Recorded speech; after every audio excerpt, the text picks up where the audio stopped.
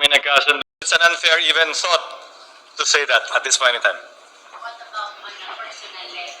It would be involving the president. Malapit ako kay Pangulong Noynoy Aquino.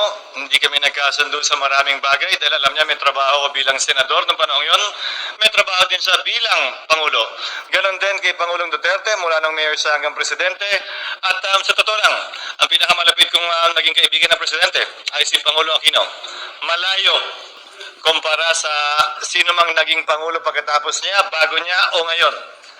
At tingin ko may pruweba at ika nga, may pwede na akong pakita at patunayan na kahit na siya na yung pinakamalapit kong kaibigan, hindi niya ako na-influensyan sa mga pasako ng mga panahon yun. At nandito kayo bilang saksi nun. Na nagsasabing bawal at hindi pwede, trip-trip lang yan.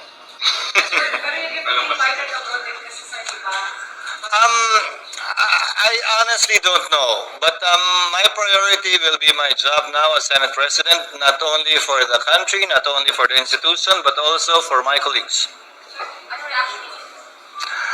Actually, hindi pa namin napag-uusapan kasi pati siya parang nagulat na sabi ko lang kanina mga bandang late morning na baka na kung pwede, umali-aligid ka na lang muna sa lugar at baka. So, kailan mo nalaman na yung the next?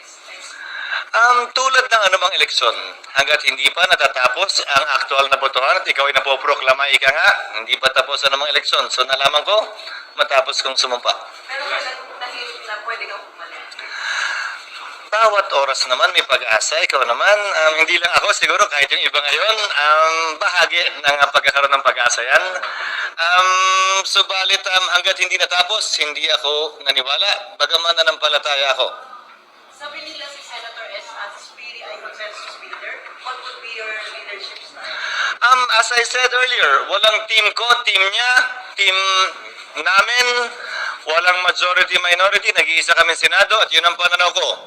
Ang tanging kulay na dapat dinadala namin, mga kulay ng bandila, at dapat gabayan kami sa anumang sasabihin namin ng bandilang nasa harap namin tuwing magsasalita at boboto kami sa plenaryo ng Senado. Pero sir, paano na po yung plano ng palitan ni